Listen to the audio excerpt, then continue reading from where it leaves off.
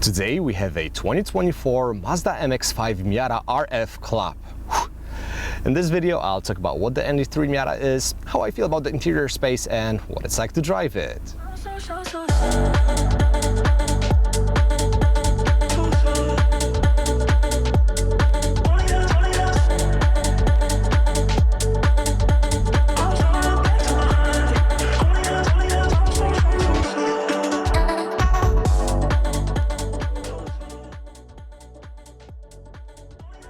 The legend was born in 1989, and throughout the years, the Miata became the best-selling roadster in the world, reaching 1 million units in 2016.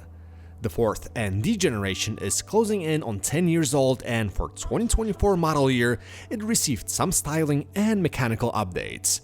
From the visual perspective, we got refreshed headlights and taillights, new color options, and a widescreen infotainment display with wireless Apple CarPlay and Android Auto.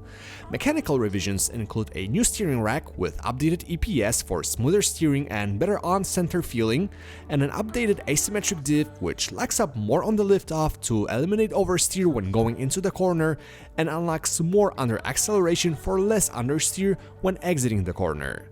Other things remain unchanged. The car is still offered with a soft top or a hardtop RF and comes with one engine option, a naturally aspirated 2-liter 4-cylinder producing 181 horsepower and 151 pound-feet of torque. The motor can be mated either to a 6-speed automatic, please don't do that, or a 6-speed manual gearbox. Now what we're looking at today is the RF variant in a club trim, which includes lightweight BBS wheels, sport-tuned suspension with Bilstein dampers, 4-piston Brembo calipers, and Recaro seats. Now, before we talk how it all works together, let's take a look inside and talk about the interior space.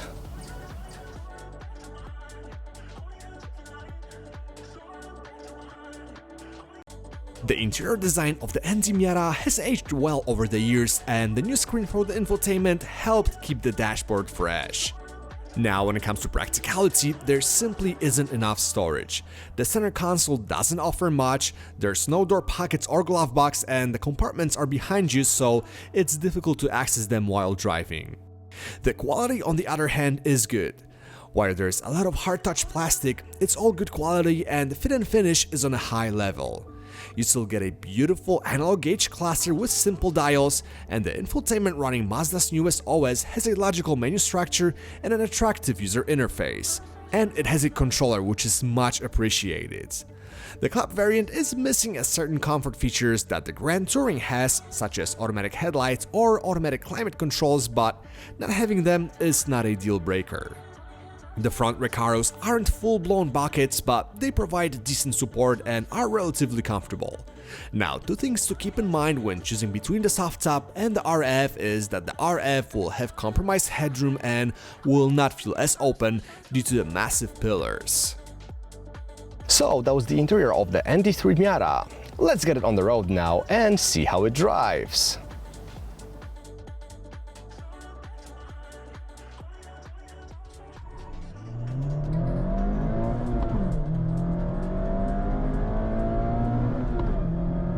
Driving the Miata reminds you that you don't need a tri-turbo engine with 600 horsepower to have fun behind the wheel. It's the complete opposite. The Miata is a throwback to the good old days, and the first thing that indicates that is the powertrain.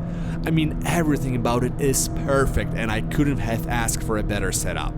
The 2-liter delivers the power in a linear way all the way up to 7500 RPM without any dips, and I can't rave enough how refreshing it is to drive a high-revving engine these days. Granted, you don't get much low-end torque, but seeing the tach needle go up the scale and listening to 4 cylinders doing their job is a pure pleasure. As is shifting gears, the shifter is very precise with a little bit of resistance between gates, and the clutch is easy to figure out without necessary lightness or heft. Now, coming into the corner, modulating the braking power is easy, the Brembos inspire confidence, and the car precisely follows your steering inputs. After the initial understeer, lifting off induces a small oversteer without upsetting the car, and it's very willing to rotate. Rolling onto the gas, the rear end doesn't get overwhelmed, you can control the balance with on and off throttle, and the Miata follows your directions, doing exactly what you want it to do. The suspension is soft in a good way. Mazda's engineers know that most fun-to-drive backroads, including the one that you see here, don't have the best pavement.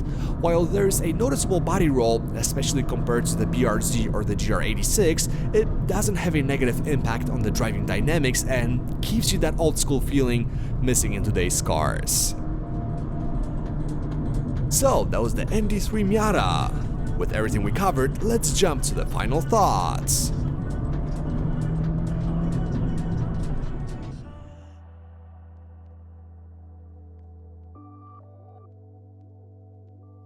We are lucky to still be able to purchase cheap, lightweight rear-wheel drive cars. The Miata proves that you can have an affordable car that you can take out to the racetrack or your favorite backroad and leave with a big smile on your face. With or without the club package, you get a great tool for both beginners and pros. One of the best things about driving the MX-5 is feeling that light weight of the chassis, something that basically all new cars are missing these days. While you won't be able to get away with the Miata as a one-car solution, unlike with the BRZ or the 86, from the driving perspective, it's engaging and fun in every situation, and you can use it on day-to-day basis without hating your life. If you have any questions about the ND3 Miata, feel free to drop a comment and I'll answer them. Thanks so much for watching, and I'll catch you later.